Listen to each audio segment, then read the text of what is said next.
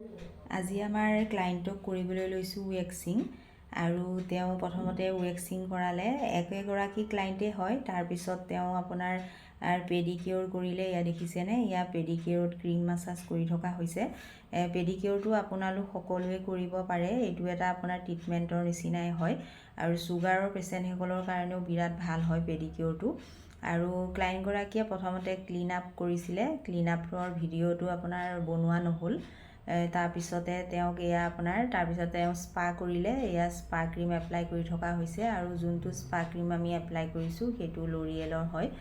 আৰু তাৰপিছতে তেওঁ হেয়াৰ ফল ট্ৰিটমেণ্ট এটাও কৰালে। তেওঁ হেয়াৰ ফল হৈ আছিলে আৰু অলপ ডেণ্ড্ৰফো হৈছিলে, সেইকাৰণে হেয়াৰ ফল ট্ৰিটমেণ্টটো কৰি দিয়া হ'ল। মানে তেওঁ পেকেজ হিচাপে সকলোখিনিয়ে কৰি গ'ল।